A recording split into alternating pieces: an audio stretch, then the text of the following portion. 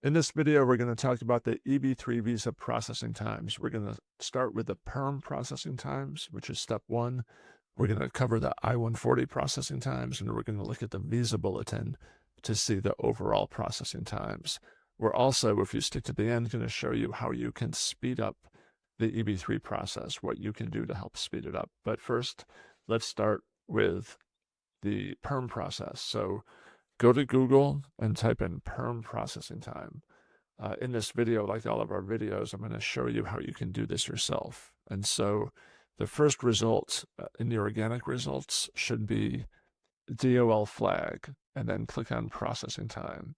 And you're going to scroll down to PERM processing times and just make a note of the date that it was last updated, about 10 days ago.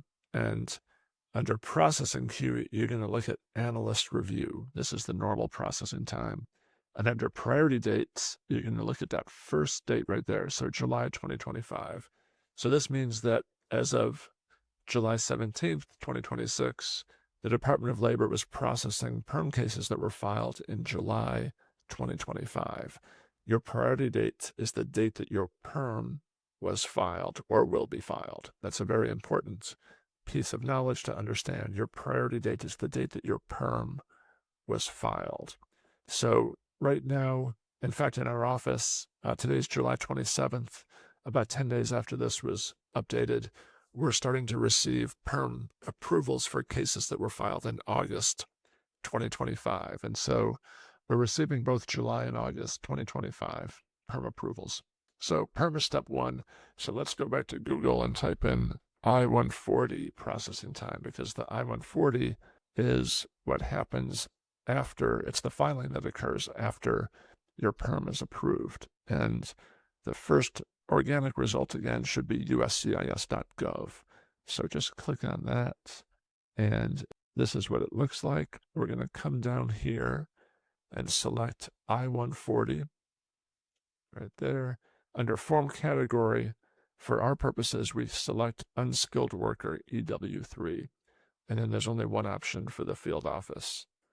Click Get Processing Times, and we can see that the I-140 processing times are about 6 months. So 80% of the cases are completed within 6 months for the I-140 EB3 category.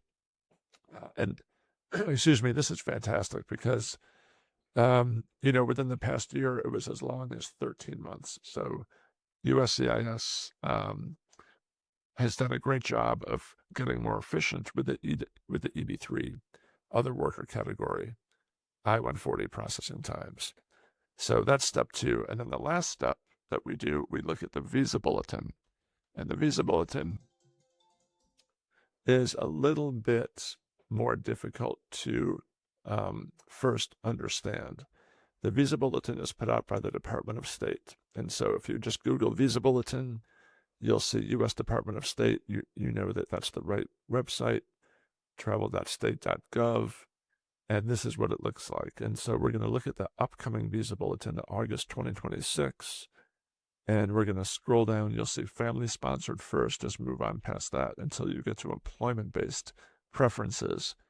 And then we're going to see two different tables. Table A is final action dates, and Table B is dates for filing.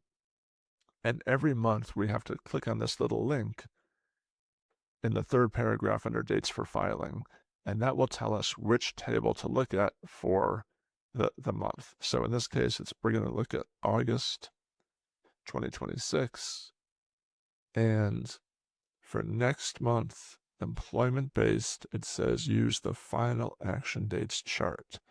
So that is chart A, final action dates. And we're going to go to the other workers row. The other workers it's the third category. It's a subcategory of the third category.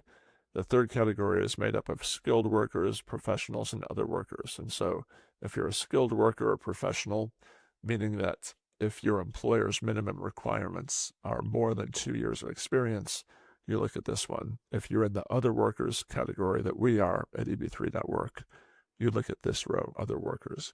And this is day, month, year, so April 1st, 2022. So what this means is that if your PERM was filed prior to April 1st, 2022, then you're very close to the end of your process. It means that if you're in the US and you're in status like F1, F2, H1B, H4, etc., then you can file for adjustment of status in the US. If you are outside the US, then you would do consular processing. Your DS-260 would already be finished, and you would just be waiting for the consular interview once your priority date is current. So again, this is the priority date cutoff date, and it's red day, month, year. So April 1st, 2022. And if your PERM was filed before then you're about to get your consular interview, or you can apply for adjustment of status. So in terms of the overall processing time, think like, April 22 to April 2026. So it's about 4.5 years right now, 52 months or so, 53 months, 54 months for the overall processing time. So when you're planning the EB3 process, this cutoff date gives you kind of a general idea of the overall processing time. So that is a run through of the EB3 visa processing times, the PERM, the I-140, and the Visa Bulletin. And I want to show you how you can help speed up the processing times. They're too long for the employer, too long for you, the applicant worker. On the header of our website, you'll see the Dignity Act of 2025. And for those of you that are new to this, the Dignity Act is a bill that was introduced by Maria Salazar. She's a congresswoman representing Miami, Florida. It's a very well-written, very broad, comprehensive bill that would improve a lot of the bottlenecks and pain points and problems that are in our legal immigration system right now. Specifically for EB3 workers, the big issue is that there are only 10,000 green cards assigned to the other worker category. And within that 10,000, that includes family members. So what that means is if I'm applying for the EB3 and I'm married and I have 3 children, then that my family takes up 5 of the 10,000. So what the Dignity Act would do is say, no matter, the whole family just counts as one. So no matter if it's just one worker or a worker with a big family, it just counts as one because we just want to count the worker. So what that would do is that would have the effect of moving up these dates forward. So instead of April 2022, it could move it up to like April 2024, which is what we want. We want it to move forward. So it's a very well-written bill. I've met the congresswoman in person, spoken to her. I've been on meetings with their chief of staff and John Mark Kolb, who drafted the legislation. It's very well written, and it's very easy to support. So if you click on contact your representative, you can find who your representative is.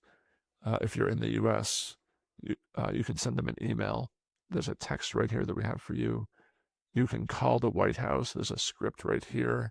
This is actually probably one of the best ways, calling the White House, because it's just you're leaving a message on a recorded line. So they don't know who you are, where you're from. You're just kind of supporting it. And so the more people that do this, the more it stays on the front burner and the more attention it gets, and the better chance it has of moving forward. So this is something that you can do to, it's very easy to feel like you have no control over these things, but this is something that you do have control over in terms of advocating and supporting it. So for those of you that have done it, thank you so much. And for those of you that are thinking about it, we definitely encourage it.